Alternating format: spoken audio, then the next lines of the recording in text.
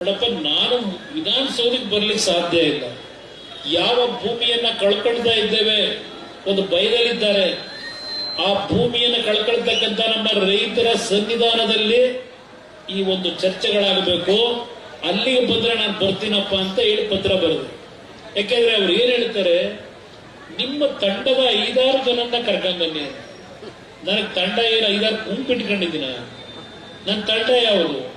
ಈ ನಾಡಿನ 6.5 ಕೋಟಿ ಜನತೆ ನನ್ನ ತಂಡ.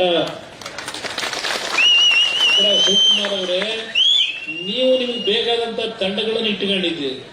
ತಾವರೆಕೆರೆ ಹತ್ರ ಜಮೀನು ಲೂಟಿ ಮಾಡಕ್ ಅಲ್ಲೊಂದು ತಂಡ, ಇನ್ನು ಅಲ್ಲೆಲ್ಲ BM ಕಾವಲ್ ಹತ್ರ ಅಲ್ಲೊಂದು ತಂಡ. ಟನ್ಗಟ್ಲೆ ಇದೆ ನಿಮ್ಮ ವ್ಯವಹಾರಗಳು. ಆದ್ರೆ ಏನ್ ಮಾಡೋದು? ಈ ದೇಶದ ಸಂವಿಧಾನದ ವ್ಯವಸ್ಥೆ ಒಳಗೆ ಕಷ್ಟ. ಯಾರನ್ನು ಬೇಕಾದ್ರೂ ಕೊಂಡ್ಕೊತೀರಿ. ಸೂಕ್ಷ್ಮವಾಗಿ ಹೇಳ್ತಾ ಇದ್ದೇನೆ, ಕಾನೂನಿನ ವ್ಯಾಪ್ತಿನಲ್ಲೂ ಸಹ ಒಂದು ಮೆರಿಟ್ ಮೇಲೆ ನೀವು ಹೋರಾಟ ಮಾಡಲ್ಲ. ಮೆರಿಟ್ ಮೇಲೆ ಹೋರಾಟ ಮಾಡಲ್ಲ. ನಾನು ಎಲ್ಲ ಸತ್ಯ ನಾನು ಹೇಳಕ್ಕಾಗಲ್ಲ. ಯಾವ ರೀತಿ ನಡ್ಕೊಂಡ್ ಬಂದಿದ್ದಾರೆ ಅವರ ಲೈಫ್ ನೋಡ್ಬಿಟ್ರೆ, ನೀವು 70 ಹೆಬ್ಬೆಟ್ಟಗಳನ್ನು ಹಾಕೊಂಡು ಭೂಮಿ ಖರೀದಿ ಮಾಡ್ತಕ್ಕಂಥ ದೇಶದಲ್ಲಿ ಯಾರಾದ್ರೂ ಇದ್ದಾರೆ? ಯಾರಾದ್ರೂ ನೋಡಿದಿರ? ಸತ್ತೋಗಿರ್ತಾರೆ, ಅವ್ರದ್ದು ಹೆಬ್ಬೆಟ್ಟು. ಈಗ ಇಲ್ಲಿ ಯಾರೋ ಒಂದು ತಂದು ತೋರಿಸಿದ್ರು, ಇಲ್ಲೊಂದು ಯಾವ್ದೋ ಒಂದು ಸುಳ್ಳ ಹೆಸರಿನಲ್ಲಿ ಈಗಾಗಲೇ ಅವನ ಯಾವನ ಸೆಕ್ರೆಟರಿ ಭೂಮಿನ ಯಾರ ಹೆಸರಿಗೆ ಭೂಮಿ ಈಗ ದಾಖಲೆ ಮಾಡಿಕೊಟ್ಟವ್ರೆ. ಇಂಥವು ಬರೀ ಒಂದಲ್ಲ, ಇಲ್ಲಿ ನಡೆದಿರೋದು ಯಾರು ನಮ್ಮ ಹೆಣ್ಮಗಳು. ಮೊದಲು 9,000 ಎಕರೆ ಅಂತ ಹೇಳಿದ್ರಿ, ಈಗ 7,500 ಎಕರೆಗೆ ಯಾಕೆ ಇಳಿತು? 2,000-2,500 ಗೋಮಾಳ ಇದೆ ಅಂದ್ರಿ, ಈಗ 700 ಎಕರೆ ಗೋಮಾಳ ಅಂತಿದ್ರಿ. ಇನ್ನುಳಿದ ಗೋಮಾಳದ ಭೂಮಿ ಎಲ್ಲೋದು? ಇದೇ ಹೋಗಿರೋದು ಇಲ್ಲಿ. ಈ ತರ ನಾನೇನೋ ಹೇಳಿದೆ, ಅಧಿಕಾರಿ ಯಾವನೊಬ್ಬ ಅದನ್ನ ಗೊತ್ತಿದೆ ನನಗೆ. ಮುಂದಕ್ಕೆ ಈ ತರ ಮಾಡ್ಕೊಂಡೋಗ್ರಿ, ಪಾಪದ ಕೆಲಸ ಮಾಡಿದ್ರೆ ಜೈಲಿಗೆ ಹೋಗ್ಬೇಕಾಯ್ತದೆ, ಎಚ್ಚರಿಕೆಯಲ್ಲಿ ಇರಿ ಅಂದೆ. ಅದಕ್ಕೆ ಅದೇ ಅಂತದ ನನ್ನ ಫೋಟೋ ಹಾಕ್ಬಿಟ್ಟು ಕುಮಾರಸ್ವಾಮಿನ ಅಲ್ಲಿಗೆ ಹೊಡೆದ್ರೆ ಜೈಲಿಗೆ ಕಳಿಸ್ತೀವಿ ಅಂತಾರೆ. ಇನ್ನೊಂದು 100 ಜನ್ಮ ಎತ್ತು ಬರಬೇಕು, 100 ಜನ್ಮ ಎತ್ತು ಬರಬೇಕು. ಏನ್ ದೊಡ್ಡ ಘನಂದಾರಿ ಕೆಲಸ ಮಾಡಿದಿರಿ ಅಂತ ಹೇಳಿ TR ಜೈಲಿಗೆ ಕರ್ಕೊಂಡು ಹೋಗಿದ್ರ? ಏನ್ ಈ ರಾಜ್ಯದ ಜನಕ್ಕೋಸ್ಕರವಾಗಿ, ಕಾವೇರಿ ಮೇಕೆದಾಟು ನೀರಿನ ಹೋರಾಟಕ್ಕೋಸ್ಕರವಾಗಿ ತಗೊಂಡೋಗಿ TR ಜೈಲಿಗೆ ಹಾಕಿದಾರ? ನಮ್ಮನೆ ಸ್ವಾತಂತ್ರ್ಯಕ್ಕೆ ಹೋರಾಟ ಮಾಡಿ ಜೈಲಿಗೆ ಹಾಕಿದ್ರ? ನನಗೆ ಕನಕಪುರದವರು ಕೆಲವರಿಲ್ಲ, ಅವರು ಇಲ್ಲಿ ನನಗೆ ಹೇಳೋರು, ಇದೇನು ನಮ್ಮ ಕೆಂಪೇಗೌಡರು ವಂಶ ಅಂತಾರೆ.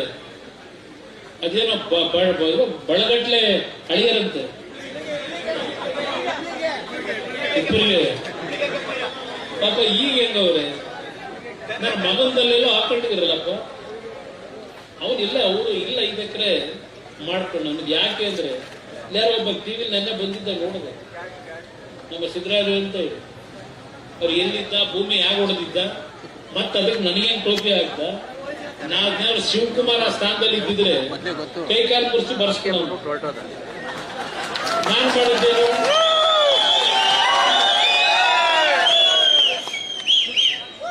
ಅಲ್ಲಿ ಅವರು ಮಾತಾಡ್ತಾರೆ. ಅದರಿಂದ ದಯವಿಟ್ಟು ಇವತ್ತು ನಿಮ್ ಹೋರಾಟ ಏನಿದೆ, ನಾನು ನಿಮ್ ಪರವಾಗಿದ್ದೇನೆ, ನೀವು ಯಾರು ಹೆದರಬೇಡಿ. ಒಂದು ಕಾನೂನಿನ ವ್ಯಾಪ್ತಿಯಲ್ಲಿ ಹೋರಾಟ ಏನ್ ಮಾಡಬೇಕು, ಅಂತಿಮವಾಗಿ ನಾವು ನ್ಯಾಯಾಲಯಕ್ಕೆ ಹೋಗಬೇಕು. ನಿಮ್ಮಿಂದ ನಾನು 1 ನಯಾ ಪೈಸವನ್ನ ನ್ಯಾಯಾಲಯದ ಖರ್ಚು ವೆಚ್ಚಕ್ಕೆ ಕೊಡಬೇಕು, ಚಂದ ಎತ್ತು ಕೊಡಿ ಅಂತ ಕೇಳಲ್ಲ.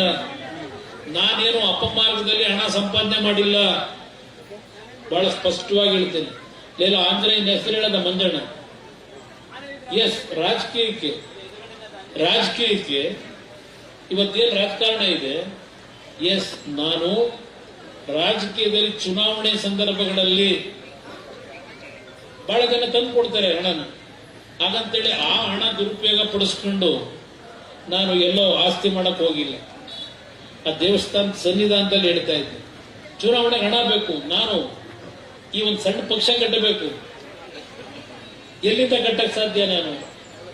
ನಾನು ಮುಖ್ಯಮಂತ್ರಿಯಾಗಿ 2 ಬಾರಿ ಏನಾದರೂ ತಪ್ಪುಗಳನ್ನು ಮಾಡಿದರೆ ತಯಾರಾಗಿದ್ದೀನಿ. ನನ್ನ ಮೇಲೆ 4 ಕೇಸ್ ಹಾಕ್ಸಿದ್ರು. 14 ವರ್ಷದಿಂದ ನಡೀತಾ ಇದೆ ಕೇಸು, ಇನ್ನು ಮುಗಿಸಿಲ್ಲ ಅವರು. 14 ವರ್ಷ ಆಯ್ತು.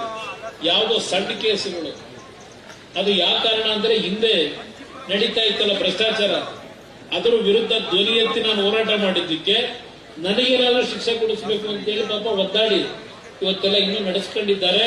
ಆದ್ರೆ ನಾನು ಯಾರ ಮುಂದೆ ಹೋಗಿ ಈ ಸಂವಿಧಾನದ ಚೌಕಟ್ಟಿನಲ್ಲಿರ್ತಕ್ಕಂತಹ ಸಂಸ್ಥೆಗಳನ್ನ ಕೊಂಡ್ಕೋಬಹುದು ಅಂತೇಳಿ ಒತ್ತಡತನ ತೋರಿಸಿಲ್ಲ. ಬಹಳ ಸ್ಪಷ್ಟವಾಗಿ ಹೇಳ್ತಾ ಇದ್ದೀನಿ.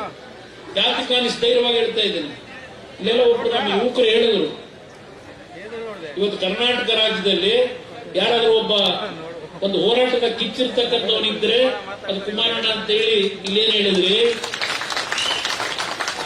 ಇವತ್ತು ಆ ಒಂದು ವಿಷಯದಲ್ಲಿ ನಾನು ಯಾವುದೇ ಸ್ವಾಭಿಮಾನ ಕಳ್ಕೊಂಡು ರಾಜ್ಯಕ್ಕೆ ಒಳಗಾಗಲ್ಲ. ನಮ್ಮ ಅಪ್ಪ ಅದನ್ನು ಕಲಿಸಿಲ್ಲ, ನೀವು ನನಗೆ ಕಲಿಸಿಲ್ಲ ಅನ್ನೋದನ್ನ ಹೇಳಲಿಕ್ಕೆ ಬಯಸ್ತೇನೆ. ಇಲ್ಲಿಯವರೆಗೆ ನನ್ನ ರಾಮನಗರ ಜಿಲ್ಲೆ ನನಗೇನು ಪ್ರೀತಿಯಿಂದ ಕಂಡಿದ್ದೀರಿ, ಕುಟುಂಬದ ಮಗನು ಅಣ್ಣನು ಬಂದಿದ್ದಾನೆ ಅಂತ ಹೇಳಿ 2 ಕೈ ತುತ್ತಿನ ಅನ್ನ ಕೊಟ್ಟಿದ್ದೀರಿ. ನೀವು ನಿಮ್ಗೆಂದು ನಾನು ದ್ರೋಹ ಮಾಡಿ ನಿಮ್ಮ ಹೆಸರು ಕೆಡಿಸ್ತಕ್ಕಂಥ ಕೆಲಸ ಕರ್ನಾಟಕದಿಂದ ದೆಹಲಿಯವರೆಗೆ ಈ ಕ್ಷಣದವರೆಗೂ ನಾನು ಮಾಡಿಲ್ಲ. ನನ್ನ ಮೇಲೆ ವಿಶ್ವಾಸ ಇಟ್ಟಿದ್ದೀರಿ. ಆ ವಿಶ್ವಾಸ ನಾನು ಈ ಭೂಮಿಗೆ ಹೋಗೋವರೆಗೆ ಆ ವಿಶ್ವಾಸವನ್ನು ಕಳ್ಕೊಳ್ಳಕ್ ತಯಾರಿಲ್ಲ.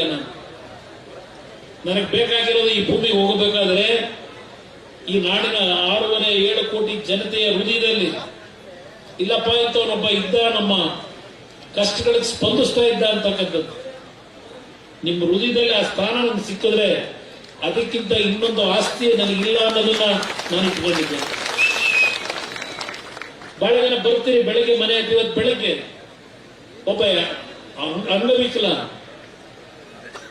ಬರ್ತಾನೆ, ಅವನ ಮನೆ ಬಿದ್ದೋಗಿದೆ, ಇವತ್ತಲ್ಲಿ ದುಡ್ಡು ಕೊಟ್ಟಿಲ್ಲ 5 ರೂಪಾಯಿ ಅಂತೇಳಿ ಶಿವಮೊಗ್ಗದಿಂದ ಬರ್ತಾನೆ.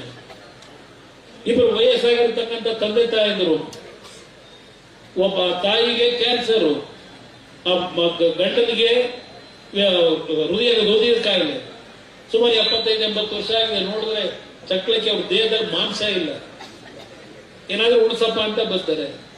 ಕೇಳ್ತೀನಿ, ಶಿವಕುಮಾರ್ ಅವರೇ ಅದೆಂಥದ್ದು ಲಕ್ಷ್ಮಿ ಯೋಜನೆ ಕೊಟ್ಟು ಗೃಹಲಕ್ಷ್ಮಿ ಅಲ್ಲಿಂದ ಇನ್ನೆಂಥದ್ದು 5 ಗ್ಯಾರಂಟಿ ಕೊಟ್ಟಿದ್ದೀರಲ್ಲ, ಬದುಕಿಸಿದ್ದೀರ ಜನಗಳನ್ನ?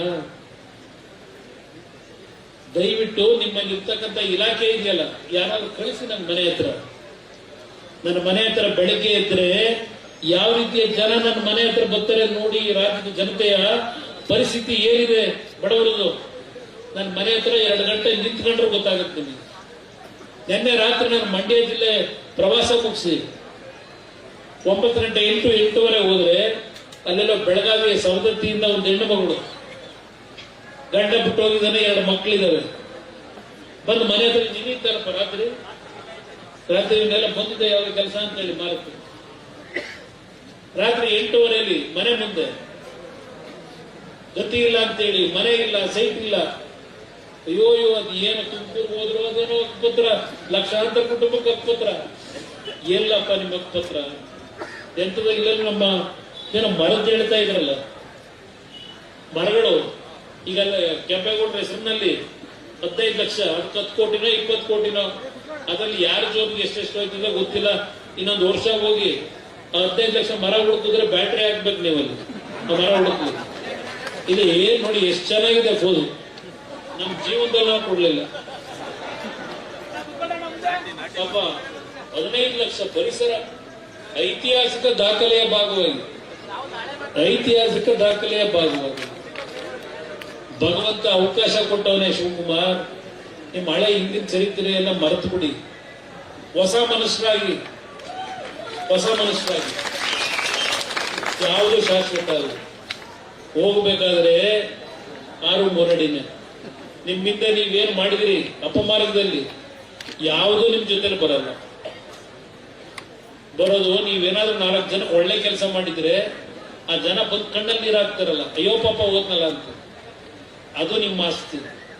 ನಿಮ್ ಬಿಲ್ಡಿಂಗ್ ಅಲ್ಲೆಲ್ಲೋ ನಾವು ಬಂಗಾರಪ್ಪ ನಗರದಲ್ಲಿ ಬಹುಶಃ ಇಲ್ಲಿ ಯಾರಾದ್ರೂ ಹೋಗಿರ್ಬೇಕಲ್ಲಿ, ಏನು ಕಟ್ಟವರೆ ವಿಧಾನಸೌಧಕ್ಕಿಂತ ಪ್ಯಾರಲ್ ಆಗಿ ನಿಂತು ಶಿಕ್ಷಣ ಶಾಲೆ, ಎಂತ ನ್ಯಾಷನಲ್ ಪಬ್ಲಿಕ್ ಶಾಲೆ ಅಂತ ಮನೆ ನೋಡಿದ್ರೆ 20 ಮನೆ. ಪಾಪ ಅಲ್ಲಿ ಇಲ್ಲೆಲ್ಲ ನಮ್ಮ ಹಳ್ಳಿಯಿಂದ ಹೋಗಿ ಕೂಲಿ ಕೆಲಸ ಮಾಡ್ತಾರೆ. ರಾಜರಾಜೇಶ್ವರಿ ನಗರದಲ್ಲಿ ಆ ಗುಡ್ಡದ ಮೇಲೆ ನ್ಯಾಷನಲ್ ಹೋಗ್ಲಿ ಫ್ರೀ ಸೀಟ್ ಏನಾದ್ರು ಕೊಡ್ತೀರಾ ಅಲ್ಲಿ? ಎಷ್ಟು ರೇಟ್ ತಗೋತೀರಿ ಮಕ್ಕಳಿಗೆ? ಪಾಪ ಅವ್ರು ಯಾರೋ ಒಬ್ಬ 70 ವರ್ಷ ರಿಟೈರ್ಡ್ ಮನುಷ್ಯ ನನ್ನ ಹತ್ರ ಒಂದು ಇಷ್ಟು ರೆಕಾರ್ಡ್ ಇಟ್ಕೊಂಡು ಬಂದ ಕಾಸು ಹೋಗೋಯ್ತು. ಈ ಅಧಿಕಾರಿಗಳು ಸುಳ್ಳು ರೆಕಾರ್ಡ್ಗಳನ್ನು ಸೃಷ್ಟಿ ಮಾಡಿ ಯಾವ್ಯಾವ ತರ ಲೂಟಿ ಮಾಡ್ಕೊಂಡಿದ್ದೀರಿ. ನೀವು ನನ್ನ ಮೇಲೆ ಇಲ್ಲೆಲ್ಲ ಪೋಸ್ಟರ್ ಹಾಕ್ತೀರಿ. ಪೋಸ್ಟರ್ ಹಾಕೊಂಡು ನಾವು ಯಾವುದೇ ಅಂತ ಅಪಮಾನದ ಕೆಲಸಗಳನ್ನು ಮಾಡ್ಲಿಕ್ಕೆ ಹೋಗಿಲ್ಲ. ಅದರಿಂದ ಇವತ್ತೇನು ನೀವು ಇಷ್ಟು ಹೋರಾಟ ಮಾಡಿದ್ದೀರಿ, ನನಗೆ ಭಗವಂತನ ಮೇಲೆ ನಂಬಿಕೆ ಇದೆ. ನಿಮ್ಮ ಹೋರಾಟಕ್ಕೆ ಜಯ ದೊರಕುತ್ತದೆ. ಯಾವುದೇ ಕಾರಣಕ್ಕೂ 1 ಇಂಚು ಭೂಮಿಯನ್ನು ಕೊಡಬೇಡಿ. ಹೆಚ್ಚಿನ ವಿಡಿಯೋಗಳಿಗೆ ಪ್ರತಿಧ್ವನಿ ಯೂಟ್ಯೂಬ್ ಚಾನೆಲ್ ಸಬ್ಸ್ಕ್ರೈಬ್ ಮಾಡಿ, ಬೆಲ್ ಐಕಾನ್ ಕ್ಲಿಕ್ ಮಾಡಿ.